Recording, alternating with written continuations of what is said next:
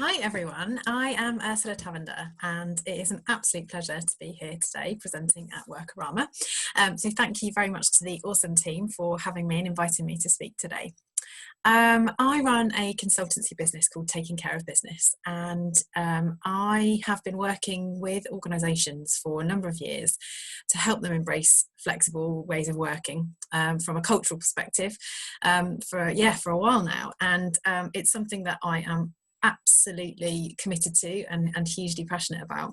So I'll just tell you a bit about why I do the work that I do first of all, before I launch into my presentation.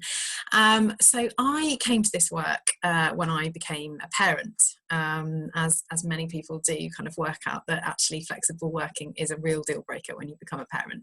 But actually, the realisation that flexible working has the potentially life transforming and even in my case potentially life saving power to influence and impact somebody's life in a positive way came to me about 10 years ago when I was in the throes of quite a debilitating eating disorder and had severe mental health issues at the time, and I found myself in a toilet at work crying my eyes out, sobbing, literally not knowing how I was going to get through the day. And I had said to myself, I'd sworn blind to myself, that as soon as I was in a position where my illness was compromising my ability to do my job, which was in communications for a large housing organisation at the time, I said, as soon as it starts to impact on my ability to do my job, which I was hugely committed to, I need to get some help and give up the notion that I can solve this by myself. So I approached my amazing boss, who probably demonstrated the biggest act of human compassion, or one of the biggest acts of human compassion that I've ever been, witness to in my life, really, and enabled me to work around my outpatient appointments at the hospital while I sought psychiatric treatment. So I worked really flexibly around those appointments every week for a long time, and that really made, I can't even tell you the difference it made, because if I'd have taken that time off of work completely, stripping away my professional identity would have had a really, really detrimental effect on my recovery. I swear that's the truth.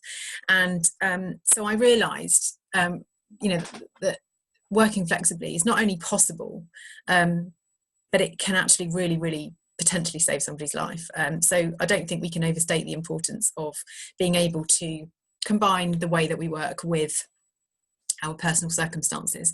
Fast forward some time, and my personal circumstances meant that I really, really needed that flexibility in my life because of children and other circumstances, and I started a blog in 2015 to explore the issues that working parents face in terms of how possible it is to combine your working life and a career that you love with your personal life. And it turned out that hundreds and thousands of people felt exactly the same way as I did, that actually it's not easy to do without a significant degree of flexibility, that it's actually very difficult to achieve in the working world as it was pre-COVID-19. So I decided that my children were not going to go into the same world of work that was existing right then. And I decided that I would set up a business that would support organisations to embrace a flexible working culture, so that they could, see the benefits and realise the benefits of a flexible working culture, and be more productive and more loyal, and their workforce could be more loyal, and they could reap the benefits of that as much as their people do. So that's what I've been doing since, and I now support a number of government groups as well. Really want to get involved at kind of policy and legal level, looking at what's possible for us as we move forward as a country. And now we've been hit by a pandemic, which has changed everything again. So what I'd like to do is to talk about that and the impact on working culture in the UK, where we go next, and to look at my model for embracing flexible working and to kind of take you through a case study as well. So I'm just going to hook up to the presentation, and if I share my screen, I should be able to share that with you now.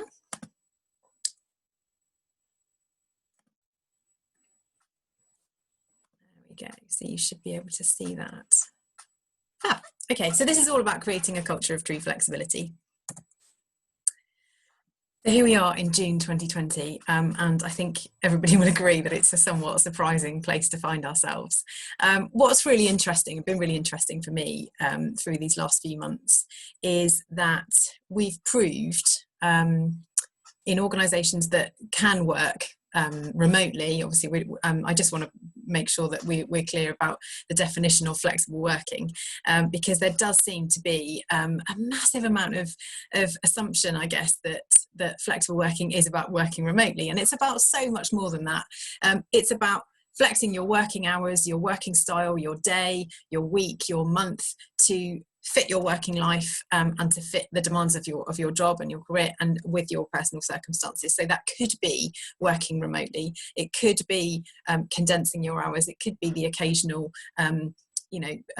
weekend working, late starts, early finishes, just flexing your time, taking a break during the day to manage your energy. There really are so many options to work truly flexibly, but it is just so much more than working remotely. So we found ourselves in a situation where people that can are working remotely currently. And we've proved it can work en masse in an emergency, which is phenomenal, actually. And it has shown many organisations just how resilient they are, and I've seen a lot of that in the last few months, which has been incredibly inspiring. And people saying to me that we've actually proved that we can achieve so much change in a very, very short space of time, much more so than we thought was possible before. So I think it's proved to organisations what they're made of, which is very exciting. And it's also proved the case that I think flexibility can work, whilst this isn't an accurate picture of how it can work, because of the impact of the lack of childcare, the lack of elder care, and other personal circumstances, isolation, mental well-being, that kind of thing. That the impact has been pretty catastrophic for a lot of people.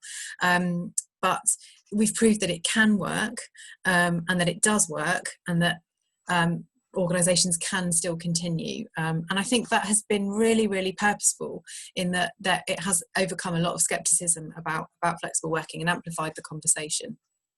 But as I say, there have been some serious impacts on individuals. The isolation, mental health impact is very, very significant and will continue to be felt for a very long time. And I'll touch on that in a moment again.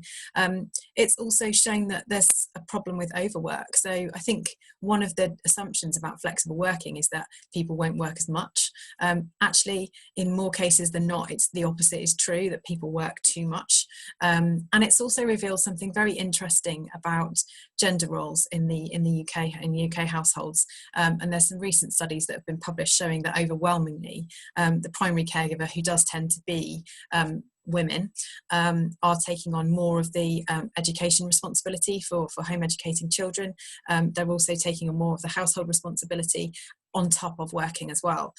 So I think that's opened up a conversation about equality and inclusion, which again I'll come back to in a little while.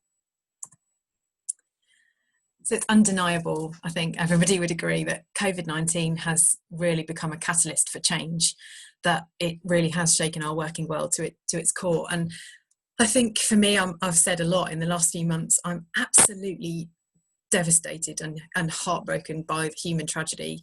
And I am heartbroken that it's taken this kind of event to amplify the conversation around flexible working and what's possible. But from that point of view, I am hopeful. I am very optimistic about the future, and I am very excited about what's to come next, for business and for the people that work in companies, because of the possibilities that have been opened up. Thanks to this event. So let's look at what's next. I believe that there is going to be, and I'm already seeing in the organisations that I'm working with, a strong prioritisation and focus on well-being. And I think it's really imperative that we provide long-term support for our people, because there's going to be an inevitable healing process, isn't there, after this, whenever it starts to improve.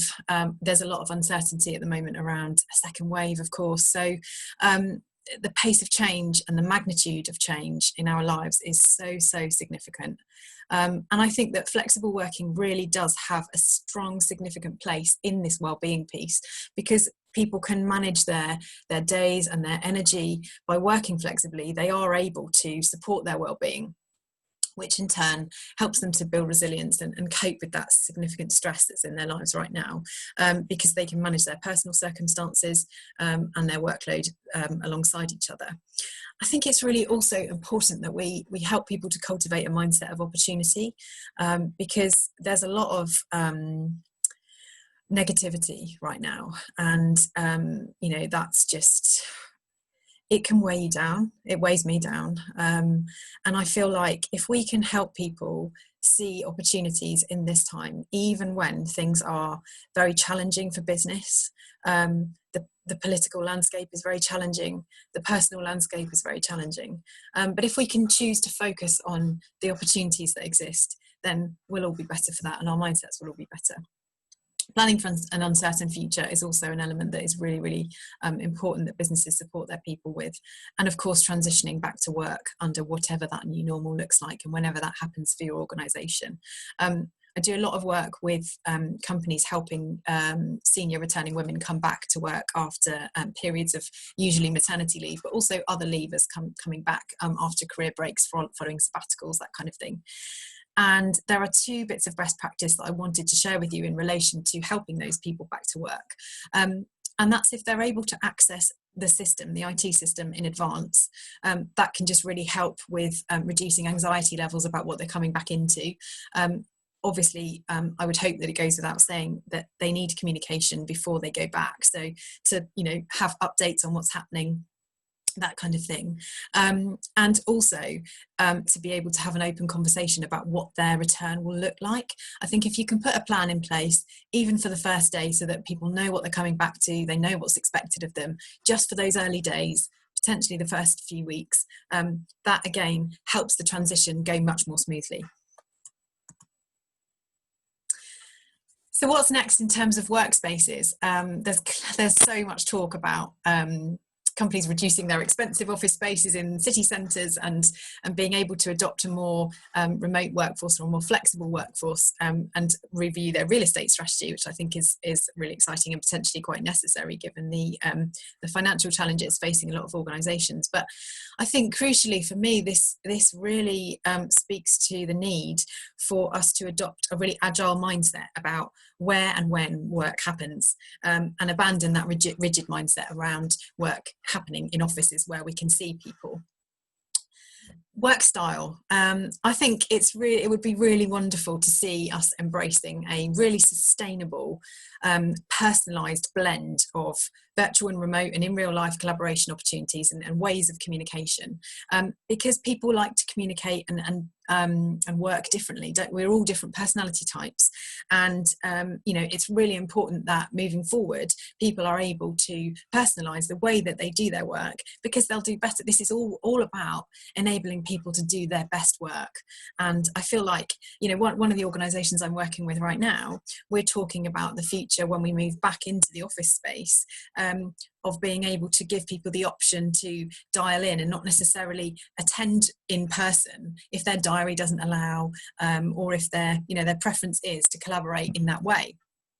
So I think that really is, again, feeds into that personalisation of work piece. And the leadership piece for me, seeing the humanisation of work over these past few months of lockdown has been really, really inspiring. Seeing CEOs sat around their kitchen table with dogs and people in their homes, their families running around and just, making video broadcasts on their iPhones to their workforces saying, we're all in this together, and things are different for all of us. Some of us are suffering from chronic isolation because we're at home alone. Some of us haven't got a minute to ourselves in the day because we're trying to work and look after our families or care for our parents. We're all facing different challenges. This is hard on all of us in different ways, and I feel like because we've been invited into each other's homes, it's furthered the message that we do not need to leave our personal lives at the door. That mentality is so archaic, and I know that I'm in great company in this audience in acknowledging that, because this is about celebrating the new future of work. This whole day is about celebrating a new future of work, and for me that is one of the most beautiful benefits of this tragic situation that, we're humanizing the way that we communicate with people, and we're getting to know each other better. That breeds trust, which breeds performance, and it is due to that flexibility that we're able to do that. So my greatest hope is that we can continue that moving forward from this situation. I think there's a massive piece around the future of inclusion and equality. And as I mentioned earlier, there's been really interesting revelations about gender bias in the UK because of people being at home and households having to run exclusively at home with none of the support that households usually have to make life and work happen. And one of the really interesting parts of that for me is that it also has opened up that conversation about access to work and inclusion of work from the point of view of people in different demographics of society, perhaps people who are neurodivergent, people who have disabilities. It's just not physically possible for some people to be in a workplace, in a physical place of work. Whereas if they were given the opportunity to flex their working hours or flex their working locations, then it would be possible for them to access work. And that's why I do what I do. Flexible working has the power and the potential to increase choice and opportunity about how people access work, whether they can work or not. And I feel like from a diversity point of view, all of our workplaces will be better for embracing different ways of working moving forward when we come out of this pandemic. And that makes more equality, that creates more equality for everyone, not just for women, of course, it's for everyone. I think that's a really important point. But moving forward, if we can make flexible working available to everyone in a workforce, then it removes the stigma around gender and around if everyone can work flexibly at work and it's culturally accepted for that to happen, then we can start to have more open conversations about equality at home. And it is a kind of a symbiotic thing. I think we just won't have equality at work until we have equality at home, and likewise we won't have equality at home until we have equality at work. So if we can open up that conversation, use COVID-19 as a springboard for that conversation, I believe that will benefit everybody, and moving forward that will help me support my agenda of making sure that my children go into a different world of work to the one that I went into. So I've developed a model over time working with companies to make flexibility truly work. And I wanted to share that with you very briefly. I'm very happy to have conversations about this model and what I use. Every organisation that I work with is at a different stage. And so some of these elements we don't need to work on because they're already working really, really well. And others we need to work through them all. So if you'd like to talk to me about how I do that and learn more about this model, then I'm very, very happy to chat after the event. But these are the principles that you need to make flexible working really work. And I think that that's really important moving out of COVID-19, where we're kind of out of the emergency situation, working remotely and working out what's next for us as an organisation. So the first of those elements, conveniently, you'll notice that the acronym I've used is flexible. And I was rather pleased with myself that I was able to shoehorn the principles into these 8 elements. The first of which is trust. Without trust, flexibility can't happen. And I run lots and lots of workshops on how to create, how to enhance trust at work and how to build teams that thrive in a really high trust environment. But fundamentally, if we don't have trust, then flexibility just falls at the first hurdle. People need to be trusted to do their jobs. We need a leadership commitment.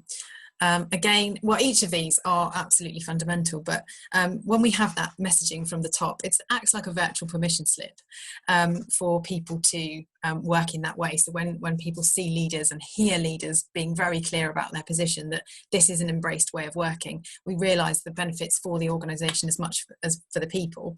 Everybody benefits and more people can do it. Everyone in this together, the third element, this is about teams. Making sure that everyone understands that this is something that is for everyone. It's not for any one demographic of people. It's not to benefit mums who have children. It's not just about people who go part-time. This is about making sure that work works for everyone. And we work on a team approach for that, which I'll talk about more in a little while. X-ray vision through the business. This is about role modeling. When people see what's possible, they're able to do it. They're able to do it, and it makes more. It sort of acts like a virtual permission slip.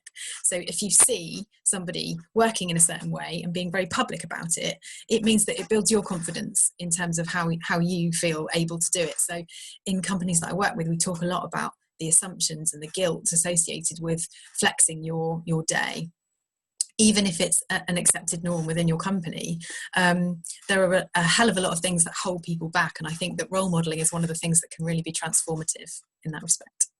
Infrastructure, this is about policy and about tech, and the kind of the backbone of the company being conducive to flexible working environments. So I think it's really vital that people have the right tech to be able to collaborate, and there were very interesting times in the first few weeks of lockdown as companies sort of scrambled to set that up for their people.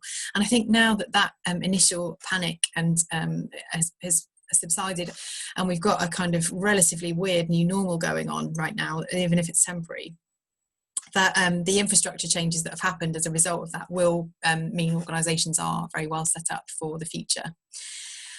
On the policy front, I really do advocate having policy and guiding principles, particularly around informal flexibility. So what managers find really useful, and I'm jumping ahead actually to another one of the elements, but what managers find really, really useful is a set of guiding principles to help them with a basic framework around how to manage informal flexibility, which I think is a lot easier than if somebody has a permanent change to their working contract, which is obviously set up by policy, but and by change to their working contract.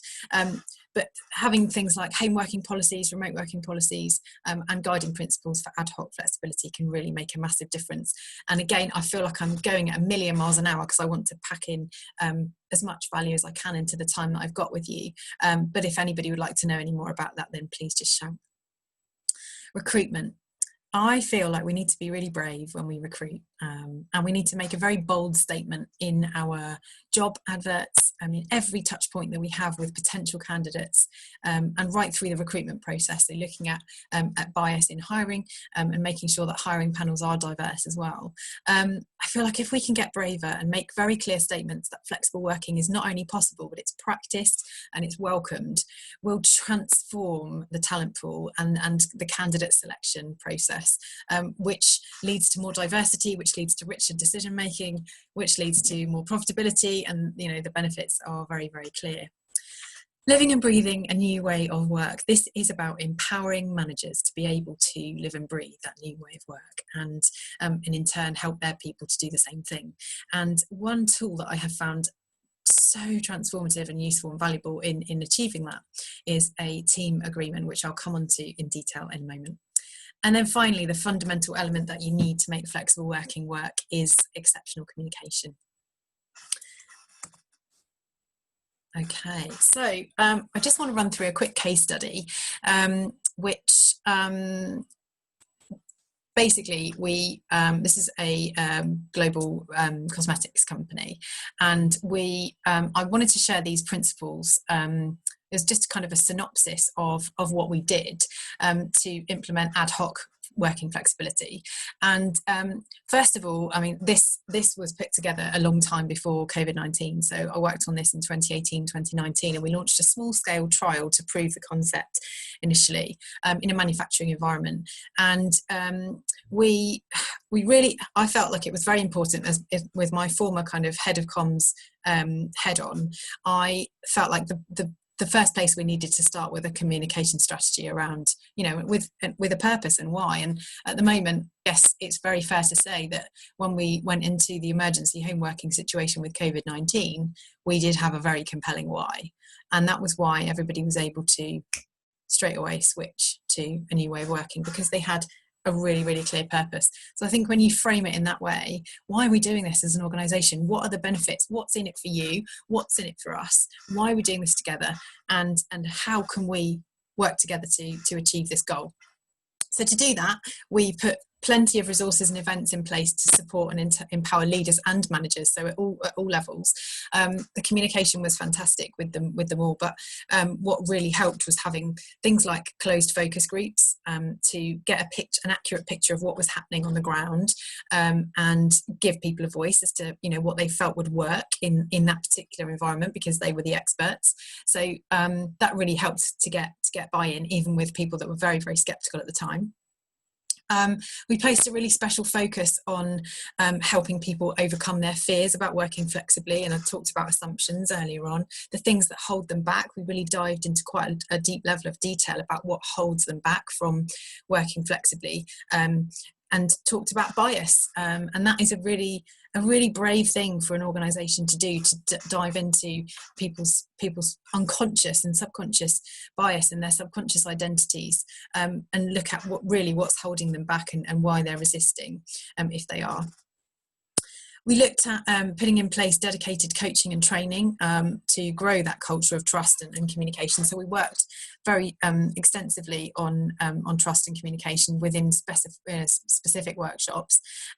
We gave individual coaching to managers to help them adopt flexibility and grow in their confidence, and targets very specific issues at a local level. And then, as I mentioned, we put in place some team agreements, which I'll talk about in more detail. I've put a slide in about the framework that I use for team agreements, so I'll come back to that in just a moment. But that's a kind of snapshot overview of the trial that we did, and if anybody would like more information about that, I've written up a whole case study, so I can provide that in PDF form if that would be helpful. So, how do we make flexibility stick at a micro level? Now, I think it's really important to create that microculture, because to have an approach that is company-wide can be overwhelming to some teams who feel like, well, that's great, but how do we translate that, particularly in larger organisations? How do we translate that into our individual roles? And that won't work for us because we do this as a team. So implementing a team agreement and taking into consideration the team's role in the business is a really transformative way of it eradicates that inconsistency around flexible working, and it also gives everybody a voice. Every team member helps to shape it and contributes to it, and therefore you get that level of engagement right from the outset. So it creates a bespoke flexibility framework that is unique to that team, taking into consideration every nuance of that team. It builds trust because of the open conversations that happen as you take them through the team charter process. There's a very strong focus on balancing individual need with business need, and you're able to overcome those resistances and barriers at a very localized level. So you can answer questions directly about, what if this happens, and what if, what about in the consideration, what happens when this happens. It's also about, and this is why I would recommend this tool to any organisation looking to move forward with a culture of flexibility. It's about agreeing clear expectations for delivery and focusing on that delivery and the outcomes over hours worked, and moving towards a mindset of thinking about, this is about what I deliver, not about, it's about my contribution, not about the number of hours that I work or where I am when I do that. And as a result, that facilitates improved performance management, and it opens up more regular, informal performance management conversations. So it feeds into many agendas, and generally allows people to communicate better. And here is the framework for the team charter that I use. So the first step, it's a 5-step process. And again, I've got more information about this if anybody would like it. I just wanted to kind of provide you with the synopsis of the tool today. The first step is about bringing people together. So it's about taking them through a conversation around the purpose of the team and what we need to deliver. And then the second step is, in the context of what we need to deliver, what's possible for us? What options work for us in terms of flexibility? Because from a flexible working point of view, every single job has the potential to be flexible in some way, but what that looks like will be different for every single role. So, for example, it's not possible for every role to be done remotely, but every role can be done flexibly in some way. So based on what we do for the business and our individual roles, what does flexibility look like for us? What could it look like? What could it feel like for us? What would the impact of that be? The third step is about identifying needs. So as a team, what do we all need to make that work, and how will we get those things? How will we achieve that? And that gives you a to-do list. The next step is about ensuring success. So what are the metrics? How are we going to measure the outcomes? And then finally, a set of commitments. So what are we going to set as the rules for our new culture, and how will we keep ourselves accountable? So that is an absolutely whistle-stop tour. I feel like I'm almost out of breath now. Of my kind of thoughts about how organisations can future-proof themselves, can respond to the current situation, and can really move forward with leveraging the lessons of COVID-19 and helping us to create a more humanised working culture that is more equal, more inclusive, and enables every single person in the UK to have more access and more choice about how they work and where they work. Thank you so much for your time and energy and attention, and I'm really looking forward to continuing the conversation in the Workarama Hub today. Take care.